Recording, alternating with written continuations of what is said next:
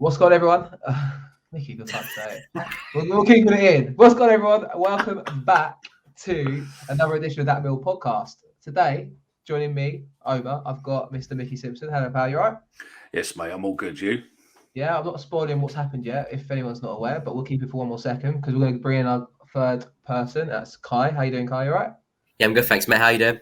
Not bad. All the better for Mill getting 3 points yesterday, chaps. No, come on. It was a dream. We know it's a dream. Get in there. Unbelievable scenes. Millwall win 1-0 at home yesterday, courtesy of a Jed Wallace penalty. And we beat Bristol City 1-0 to go into 14th place in the league table. I mean, the promotion charge was back on, Kai, right? Absolutely. You know, I said that as soon as I left the pen last night. I said that as soon as I left the pen. Do you know, I so badly want to press something, but I'm not going to. I don't know what he's going to press, so we're just going to leave it for a second. He's going to press walking over the world. We're not going to do that because we're probably going to get copyright strikes anyway. So only if we put it on YouTube, yeah. But we'll leave it. I can predict you. Yeah, just imagine it right now that it's rocking all over the world. There we go. Yeah. And then that way we don't get copyright striked. That's it. I mean, that's obviously us going into the show now. We're going to go into part number 1 now and talk more about that special win yesterday. If you're new around here, be sure to subscribe, like the video, and obviously be sure to comment below any thoughts and opinions, and we'll get back to you. So, yeah, let's go into part 1 now.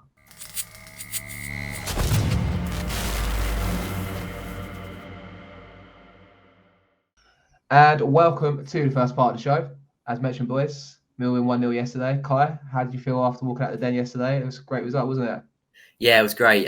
You know, when you walk out and you've just won, there's a different feeling, isn't there, around the whole atmosphere around the den. Everyone's buzzing, and it was we had to wait long enough, didn't we, for another win? So hopefully we don't have to wait that long for another win. Hopefully we get the next win on Saturday. It'll be lovely. But yeah, it was a fantastic feeling going home from the den last night, and one I felt like we probably deserved a couple times where we just couldn't quite get the business done. But last night we saw the game out and deserved 3 points. Come with Jed Wallace, Mickey Simpson, mate. You know, he comes off the bench. He comes on, I think, the 59th minute. 59th minute, and does something that Mark Noble couldn't do and scored the goal after coming straight on the bench. He scored a penalty. I think it was, obviously, I think it was, who was it that won the penalty? Was it Afobe, lads? It was Afobe. Afobe went down, yeah. Yeah, and then upset Jed Wallace, and never in doubt, sticks it away for his 4th goal of the season, and a timely reminder of his importance to Millwall, I suppose, Mickey. Absolutely. If you haven't seen the penalty is on our YouTube channel. Someone recorded it in the CBL stand right behind the goal, and we stole it and put it on YouTube. So it's there as a short. It's about 8-10 seconds long, so it won't waste your life. But definitely have a look at it. It's good. And if you know a West Ham fan, just show them that's how you take a penalty, just so they can understand. Because Mark Noble fucked his. He did. I mean, we'll talk about it now, actually. The Twitter thread going around, courtesy of Millwall. You know what? The admin gets a lot of stick, whoever it is that does the tweets sometimes on our handle. Fair play to them. They showed Mark Noble how it's done, didn't they? And, you know, it's not for everyone, as they said, to come on and score a penalty, a Kai, after, coming as a sub. But, man, what a good penalty, but also just, good to kind of rub the salts in the wounds a little bit at West Ham.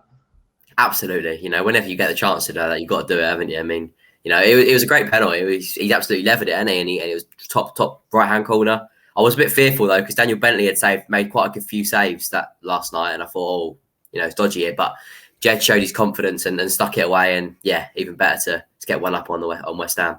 Mickey, I never knew so many West Ham fans followed Millwall. I mean, the amount of replies they get in is unbelievable. Mate, do you know what? I think it's highly amusing that it just shows really that how many West Ham fans have been triggered, considering that they spend most of their life telling us, we're a shit club. We've got this, you got nothing. You're crap. You're this, you're that. But fuck me, how many of them have been triggered by a simple tweet of? I don't even think the tweet took the piss out of West Ham. It was just. It was meant for West Ham because Noble came on, didn't he, the week before? Yeah. But it's just gone mad. Yeah. And I think. Once people listen to this and more people catch on to it, it's just blowing up. It's just, I think I'll probably put a little video together of all the Twitter comments for those of you what don't do Twitter, just so you can see. It's just fucking funny as fuck. I mean, I honestly don't understand why West Ham fans are they're giving it going, oh yeah, you've never scored a penalty in the Prem. And we're going, well, yeah, we were in the Prem, but it weren't called the Prem. And they're going, oh yeah, but you've never been in the Prem. Fuck, really? oh, you've never been in Europa Cup. No, we were there 17 years ago. Do you know what I mean? It's all the Twitter warriors coming out in full force, isn't it? But yeah, nonetheless, brilliant It's to have brilliant. a little laugh at their expense. It's fantastic. Let's talk about the team lineup anyway that Rat went for yesterday. Obviously, Bart Bilkowski in goal, Matt Namara coming back into the side, Kai fresh from injury, Mo Wallace, Hutchinson, then it was Ballards, obviously Malone left wing back, midfield two of George Saville and George Evans, who I thought was actually really impressive yesterday, both of them. Saville in particular has always impressed me, but Evans, I thought, you know what, fair play to him. And then obviously Ojo, Afobe and Matt Smith up front. Kai, what did you make of the team? Obviously, like I said, Matt Namara returning stood out for me as well. But yeah, a few definitely good performances yesterday on that side. Yeah, fantastic to see Danny McNamara back. I think he showed his worth down the right-hand side yesterday and shown, Ryan Leonard and Billy Mitchell have been fantastic there, haven't they, covering in for him. But it just shows how good Danny McNamara is. He comes in and he shows, exactly why that right-back position is his. And why he beat, why he was first choice over Marlon last year as well. He's the quality he possesses on the ball is brilliant. He's always safe on the ball. I thought he was brilliant yesterday. Only thing that did surprise me, I thought it might bring Cooper back into the side. But obviously he stuck with Murray Wallace, and Murray had a good game as well. Evans was good. Saville was good. Saville was brilliant. I think Saville is just getting better and better and better. It looks like his fitness is coming back, and he's just there. It's all because of COVID. Wait before he comes in because of that. All because of COVID. He's waiting to get his form back, isn't he, Mickey? Listen, fucking shut your mouth, you fucking bellend. I didn't even mention it. I weren't even going to mention it. But well, there you go. I weren't even going to mention it. For just because those playing the bingo ain't going to get a score. But you've mentioned it now, so someone's going to call in with a full line or a full house because of you. But yeah, I just think that Evans was good, but Saville was great. Murray Wallace is just Mr. Consistent. The little bit with him and Malone was great in the first half, double quick. But yeah, as soon as Jed come on, the whole tempo of the game just changed. Yeah, definitely. I mean, what I'll talk about obviously with Matt Namara, I mean, what's the saying? Square hole, was it round circles and square pegs, whatever it is? I mean, square peg and round hole. Square peg and round hole, thank you. But Leonard and Mitchell, like Kai said there, Mickey, have done great. But it's nothing like having a normal player, a natural player playing his natural position. And I think you saw that Matt Namara yesterday. Came back into the side seamlessly, and he's been away from it for a little while now. But he came back in like he never left. I felt like. I also think he was class that he gave his shirt to the two young kids yesterday. Yeah, that was brilliant. And that's class. And I mean, that's what going to football is all about. I just think little things like that really matter. And those shirts, when they give them away, come out of the players' money. They have to buy a new shirt. So fair play to him. And I think Saville gave one away as well. Yeah, I was about to say, literally, Saville done the same thing along that same kind of stretch of the ground there. And I think also, I thought the players and the fans were really on side with each other yesterday. And it's only one win. I'm not getting carried away, but 6 unbeaten as well. So we'll take some positives. I'm definitely more positive than I was on our last show, that's for sure. But hopefully it continues for a while. I mean, like we said, we started the game well. I felt like didn't really see much from Bristol City in the first half. Albeit we didn't get the goal. I thought, Ojo still looked good. I mean, Kai, I thought Ojo was impressive with the fact that he just gets the ball and wants to run with intent at the players, you know what I mean? And make something happen, it feels like. And, he's proven to be a decent loan sign, I feel like.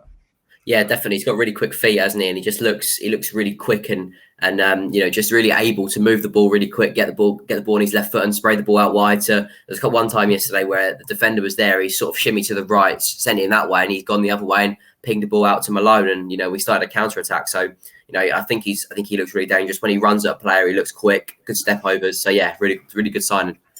I'm really excited to see obviously Ojo, Jeds, and Afobe, Mickey. I think that's going to be the key. Yeah, on Saturday. Hopefully. I mean, I was quite surprised that they were all fit yesterday, and he didn't play him, and then he brought and as soon as he brought Jed on, it just suddenly the whole game just changed. It was as if the we're not going to lose this, we're going to win this mentality. You could just see it sweeping across the pitch, and Bristol just knew that they were in trouble. It was as if it was like fairy dust being sprinkled. As soon as Jed, the whole tempo just lifted. And he was, from the first moment when he ran the length of the pitch, it was just, right, this is ours to take and we're going to take it. And it was lovely to see because we're so fed up with the boring football. Don't get me wrong, some parts of it yesterday were quite boring, but a win's a win, mate. We're going to take that and hopefully we can build on that up to 14th place now, isn't it? Yeah, I mean, it's got to be positive at this point, I think. I mean, the critics will still be out there, and the jury's definitely still out. It's only one win. The important thing, I think, is to follow up on Saturday. But we'll talk about Saturday's game in the second part of the show, obviously. But we had our chances. I mean, Murray Wallace had the heart in mouth moment as much as he's been great, Kai.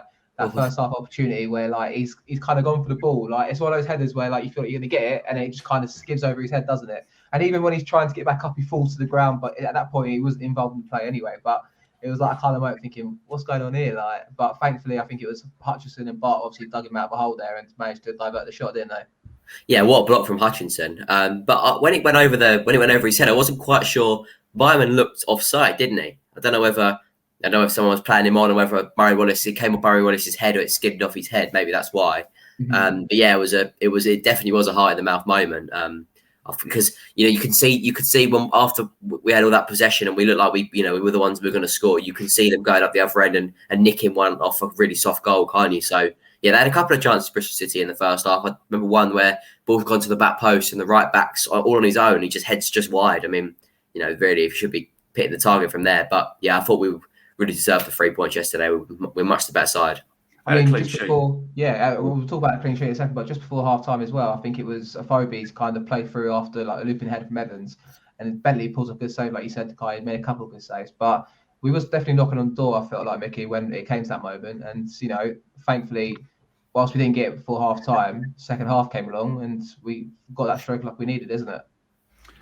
Yeah, I just think we stopped Bristol City being able to play. We just flooded the midfield. We just stopped them being able to play. And their whole game plan just got destroyed. I just don't think they had a plan B. And they couldn't really do a lot. And it was nice to see for a change where we were in full control. It was ours. But don't get me wrong.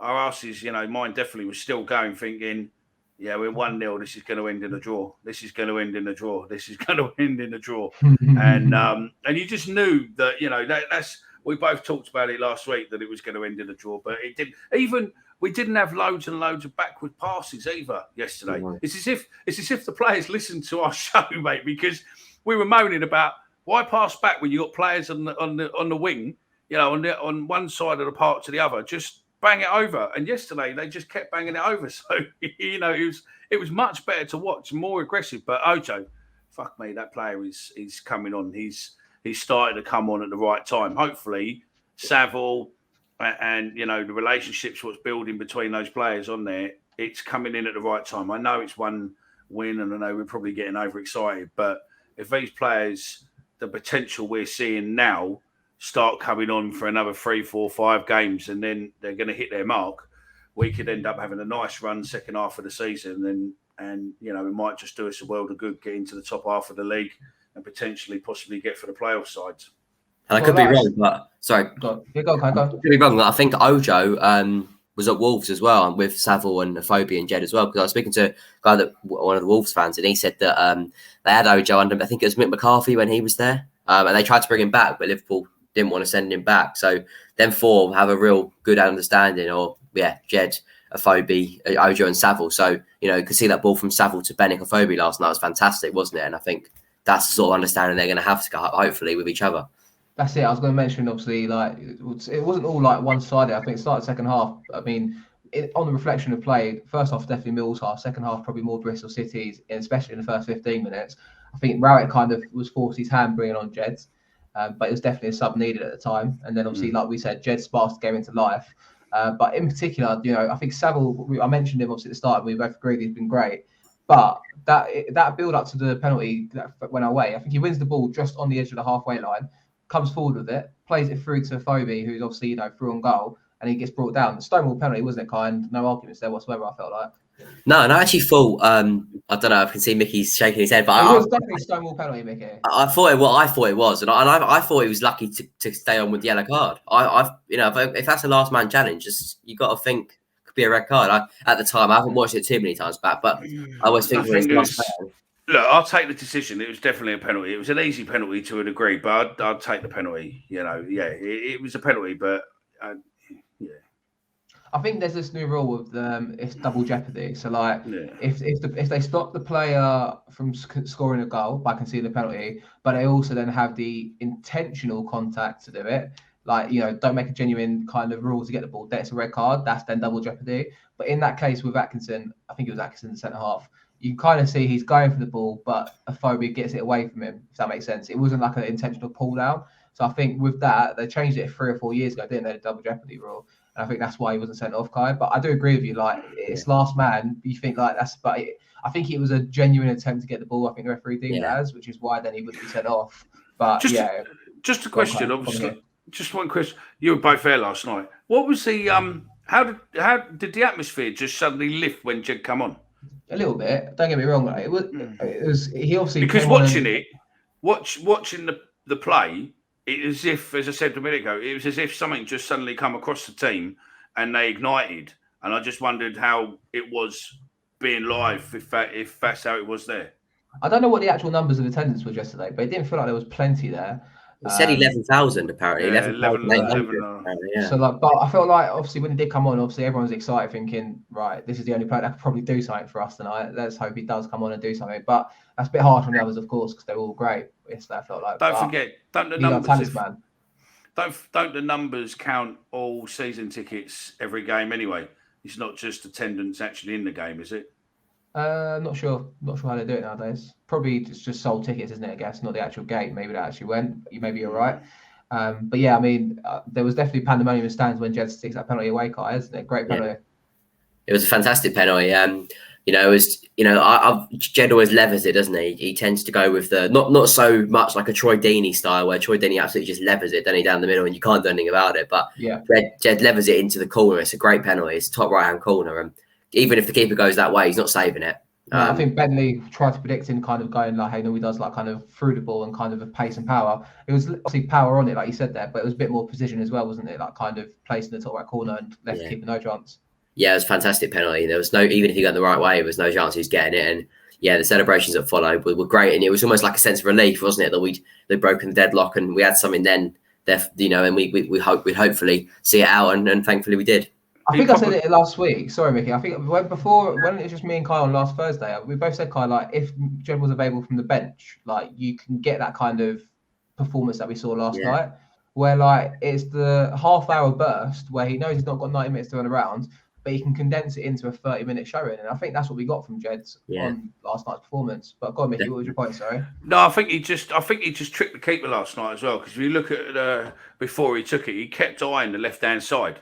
He just kept looking at the left-hand side and moving his body towards the left-hand side. And then once he stepped back, he suddenly changed stance. And I think the keeper was already, right, he's going for the, as you look right, I suppose.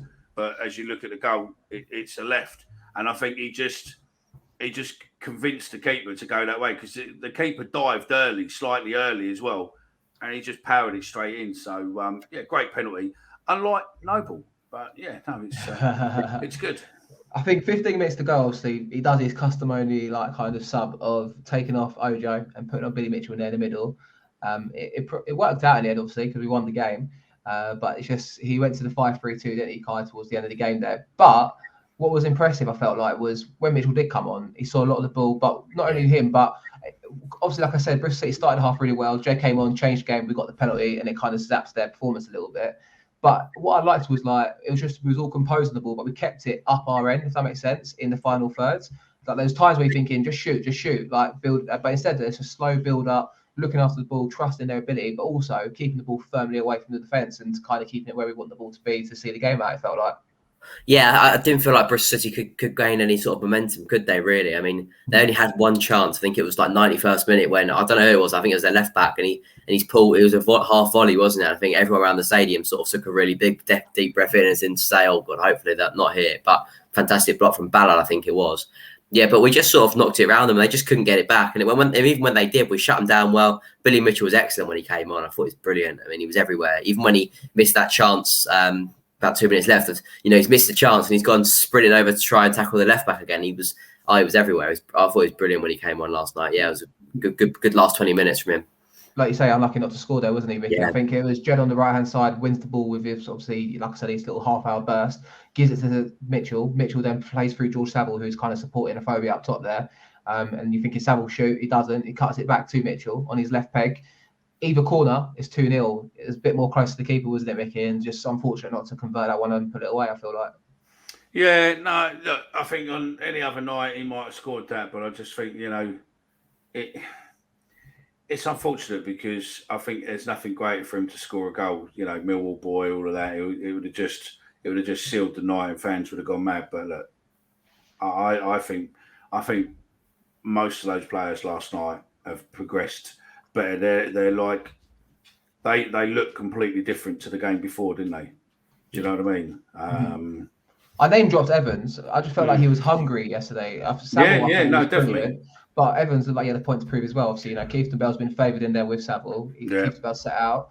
And obviously, with Evans on the ball a bit, I thought he showed a bit of quality as well. Kind of, I think there's a time where you kind of put a ball over the top towards a Phobie or Ojo. And, you saw that bit of quality. I still question whether or not he's the right option in the middle of the park. Purely just on if he can get up and down the pitch. But he done well last night. So, by all means. Phobie's a good player, though. Love him. He just gets on with the fans as well. Like, he's constantly kind of getting the fans going, trying to wear him. And I think he is definitely quickly become a fan favourite then, hasn't he? It's clear to see. Yeah, he even got sung by the Bristol City fans last night, didn't he, at one point? Yeah, I think it's a lot of people. I think a lot of people obviously can see his character. You can tell, no doubt, he's just a nice, humble kind of player. And obviously, he's grateful for the position he's in. And I think also it could be his misfortune off the pitch, which is well documented. I think a lot of people then have kind of not sympathy, but they really think he's just a genuine, not likable person, and a lot of people just have him in their hearts, I suppose, in that sense. You can see he loves to be here. He's so happy to be here. But it's one of those, isn't it, with Millwall? Though the trouble is that if you give your art, we will take you on board and we'll support you 100%. And if you give everything, and he does, and the thing is with him is that he's not like a Smith. What wants to hang around the goal to do the header and all that. He can run with the ball, and he's not afraid to do, flick overs and this, that, and the tricks and everything else. He's proper ready to run at people, and if he gets through, he'll have a shot. Or he's not a selfish striker. If he sees someone else is in a better position, he'll flick it through to him and let them have a go rather than him take it. So, all in all, he's what we've been screaming out for a while. And if he's starting to come on form, with Saville coming on form, Evans, Billy, Ojo, the lot, all of a sudden, we've got multiple players who can score goals and become goal threats. So, fingers crossed it carries on. The only downside last night was Malone going off injured with a quad. Stole my thunder. Literally what I was going to say. I'd say the same, actually, Yeah, I was like, I was going to go, look, with 6 games unbeaten now, a clean sheet as well to make it 2 out of 2, or 2 from the season, so to speak. And then, unfortunately, another injury happens. I mean, unlucky for Malone, isn't it, Kai? I think he just went down, didn't he? And obviously looked like, as Micky said, either a quad or I don't know if they confirmed to say what the actual injury is or not. But, yeah, it's unfortunate timing for him, isn't it? Yeah, I saw a couple of weeks ago there was quite a bit they documented quite well that he was struggling with cramp, wasn't he? A couple of weeks ago, sort of 1 week, 2 weeks ago. But it's funny because as he walked off, he started and he was really limping off, and you thought, this is really bad. But the more and more he walked, the easier that he looked. Do you know what I mean? Like the way he was walking, it's almost like he was he was cramped up. But I think he'll probably be out for a couple of weeks, won't he? But definitely, he looked like he was cramped, and then I think it was Danny went over to stretch him, and he just went, no, don't touch it. But when he was walking off, he kept tensing his quad. So I don't think it was his ham. I think he was quite. Whether or not he got cramp in his quad, I don't know, but he was just kept tensing that. And, they didn't look, if it was too bad, they wouldn't have let him walk off. But, he didn't seem to be limping as such, and he was tightening his quad. So, maybe it was cramp, maybe it wasn't, but we're waiting to see what the club declares over the next penalty. Oh, yeah. Shit timing in the sense that obviously, good performance, you want to keep the form going. But with that said, it's potentially, if it's a couple of week injury, he misses Barnsley, but then we've got the saving grace of the international break in that case. Do you know what I mean? Yeah. So, and obviously, like I said about the clean sheets, I mean, take away the free goal on Saturday, we could be staring at 2-1-0 wins, 2 clean sheets, and kind of back to that Millwall kind of, doggy performance, so to speak, going there. So, hopefully, fingers crossed, Saturday we can do the business again and make it, 2 wins in a row, 7 unbeaten. But we'll talk about part 2. We'll talk about it in part 2 in a second. But anything you two want to round up on before we finish part 1? I just think Murray and him formed a good partnership last night. They seemed to be knowing where each other was and everything else. It was just good to watch. Certain parts of it were great to watch rather than this fucking boring. Because I think, the first half was quite a boring first half. To be fair, I think we tweeted out, it's wake up call. It's 1:30. It's half time, just in case those of you fell asleep. And then all of a sudden, it just ignited, didn't it? So it was a lot better. So. Yeah, well, we'll take the win nonetheless, like I said there, and let's talk a bit more about Barnsley in the next part. Back in a sec.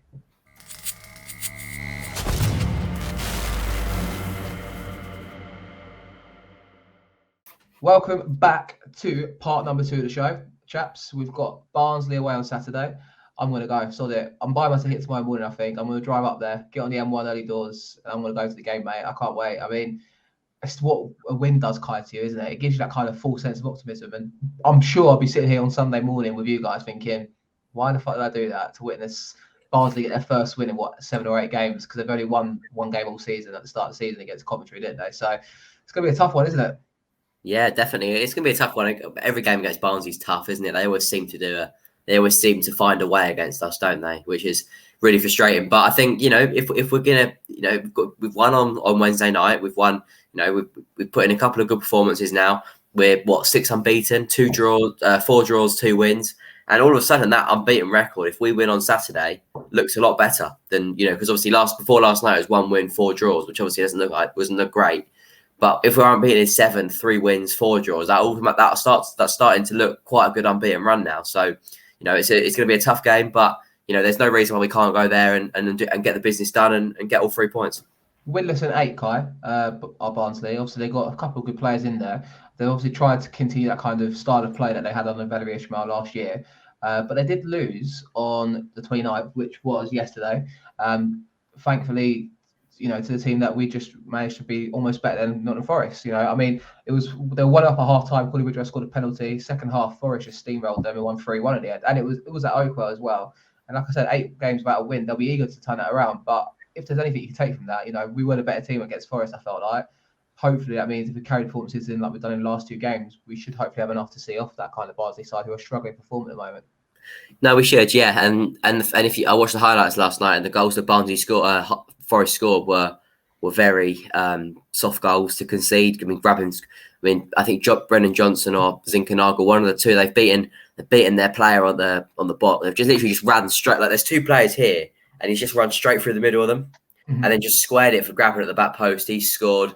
The other one was I don't know how Johnson's got through. He's got through, buried it past keeper, and the other one, Johnson's got through again and just squared it to Zinkernagel, who's tapped it in. So it was such easy goals. And we'll hope to exploit that on Saturday. And it looks like having a quick front 3 like Forest showed last night. Obviously, I know Grabban's not rapid, but having that sort of Grabban, Johnson, and Zinkernagel, they thrived off that. So having Jed, Afobe, and Ojo could cause Barnsley all sorts of problems.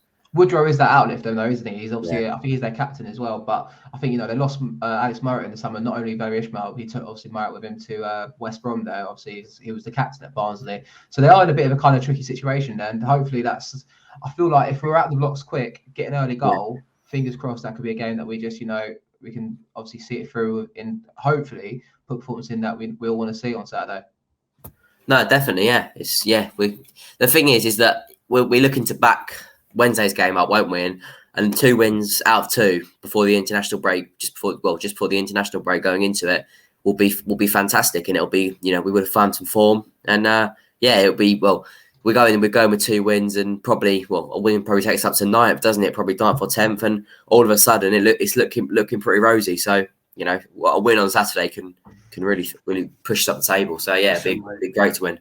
Mickey, go on Saturday.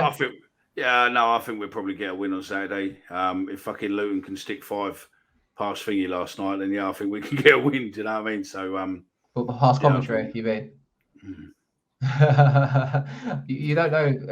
Who knows? I mean, Barnsley will be eager to turn it around, won't they? That's the thing. So it's not going to be easy, nonetheless. But I think we'll win though, because we're going the back of this win, and I think we're going to there, and we'll probably win 1-2-0, and I think we just end up finishing like we did before, coming into the international break with a win, and Yeah, I think we'll probably win 2-0. To be fair, I just think Nice. the team bounces. I just think they play better once they're on a winning streak. As such, when they have a win, they just seem to everything about them seems to be better. So yeah, it'll probably go the other way, and we'll probably lose about 40-0. But yeah, no, I think we'll win 2-0.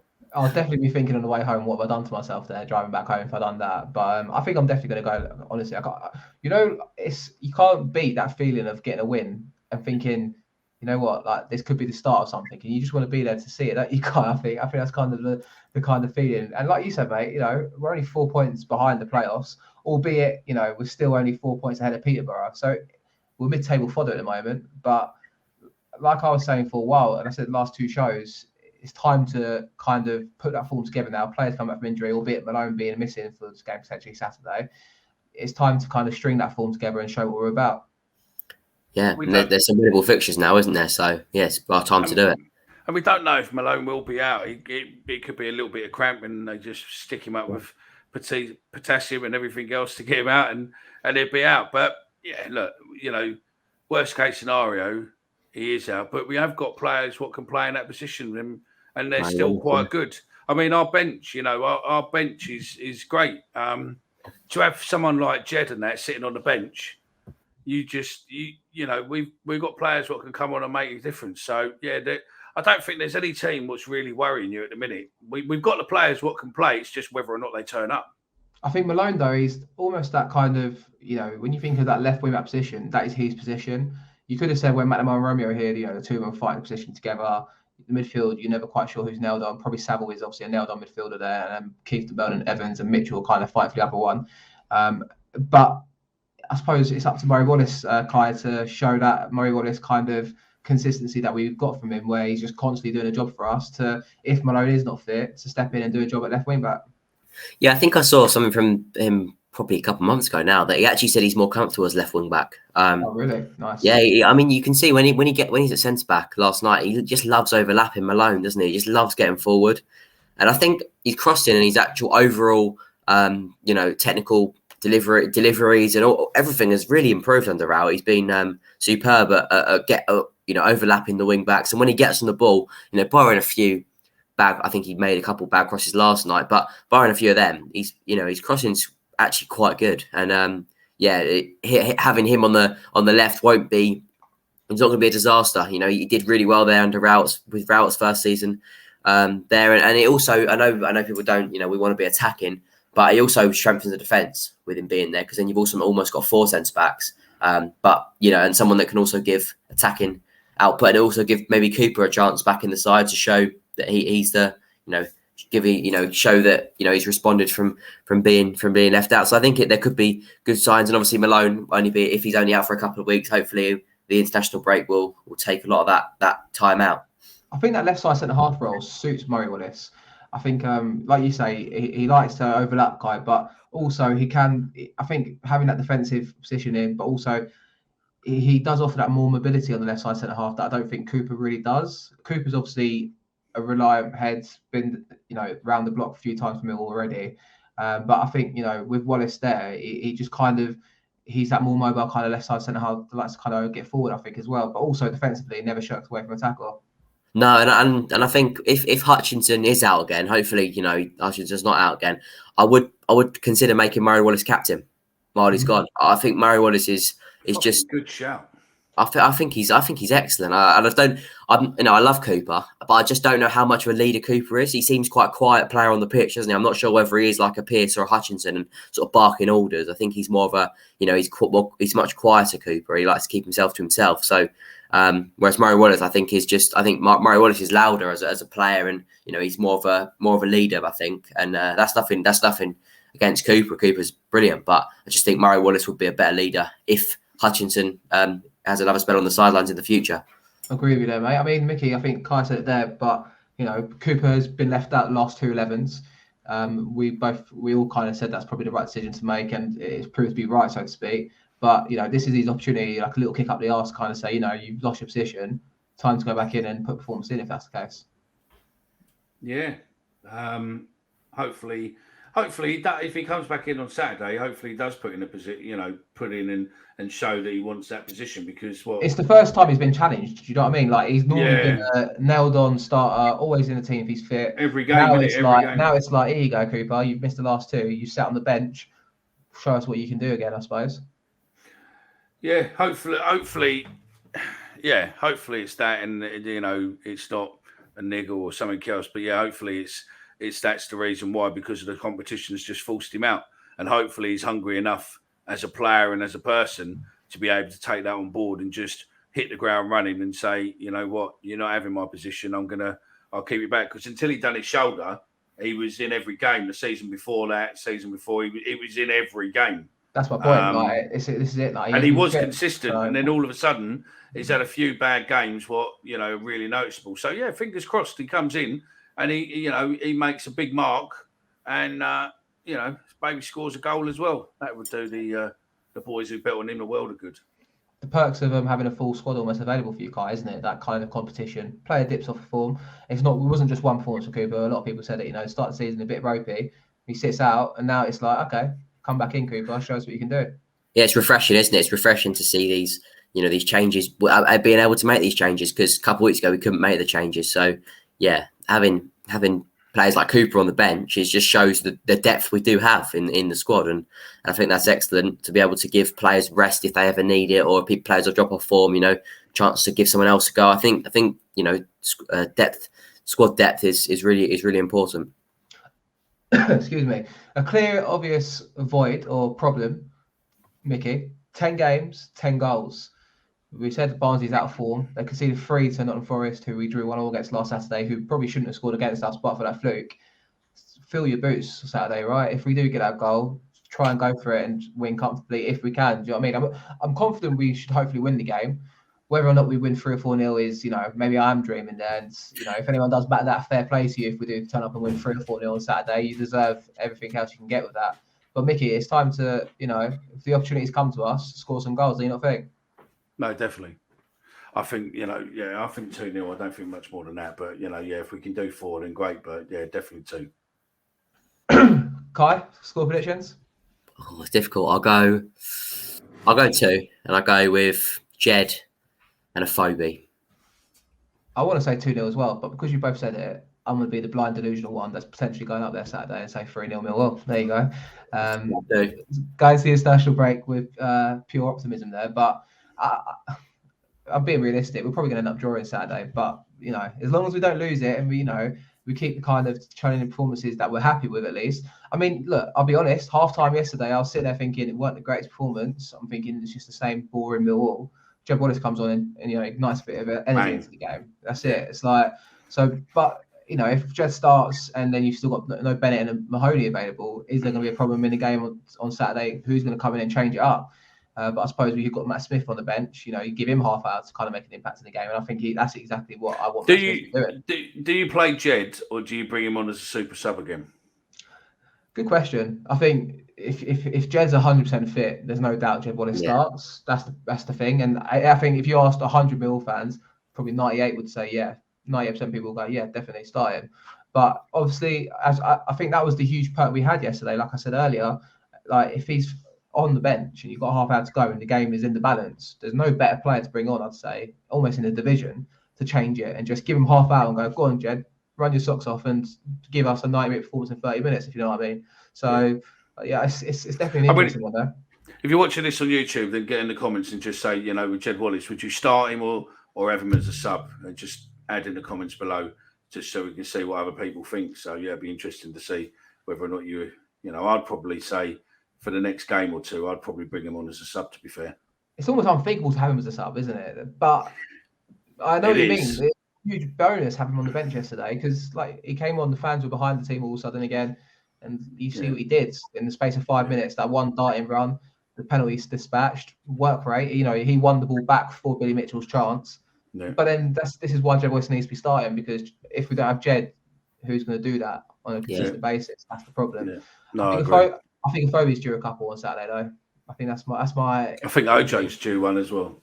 Yeah, I like it. I mean, all this positivity. So we're going to go Jed, it's a Phobie crashing down. You're saying a Phobie 2, OJ and I'm saying Jed. Phoebe. That's 4-0, ladies. 3-0. Phoebe scores twice, and then we'll back Cooper, like you said there. There you go, 3-0. 3-0. Yeah, no worries. I'll be more than happy to check in with you guys on Sunday morning and be all disappointed. Don't get me wrong. I think Savills due one too. Yeah, that's it. I think 5. Pure craziness happening here. I know we're all off our heads. I think. What one win does to you, eh? I think we're all fucking out of time now. There's people before we're going to go really close. Before we're going to end up being about 10-0. I think a lot of people sitting there, probably listeners, thinking, "Where's this optimism come from?" But it's just that's what football does to you. It's what football does to you. No, sir. No idea what you're on about. I think Micky said there, we have come to a natural end here anyway. If you're obviously watching us on YouTube, like I said at the start of the video, be sure to like and subscribe. Leave a comment in the comment section below if you've got anything to put forward, and obviously constructive criticism to what we do. If you're listening on audio, be sure to leave us a 5-star review on Apple or Spotify. It's greatly appreciated. Check us out on Twitter at @MillPods. Check our website out, thatmillpodcast.co.uk. And if you want to get in contact with us via email, it's info@thatmillpodcast.co.uk. I think that's pretty much everything. Micky, you done? Done. Micky's just done. Just correct. He's not done. He's not done. It's .com, not .co.uk. But our website is .co.uk. Okay, interesting. Good to know. Kai, anything you want to put forward, mate? Thanks for coming on tonight. No worries. Just hopefully we get the 3 points and make it a good end to the take a good result into the international break. Agree, mate. Well, that's it from us, and we'll be back on Sunday for a bit of post Barnsley going into the international break. Thanks for listening, guys. See you soon.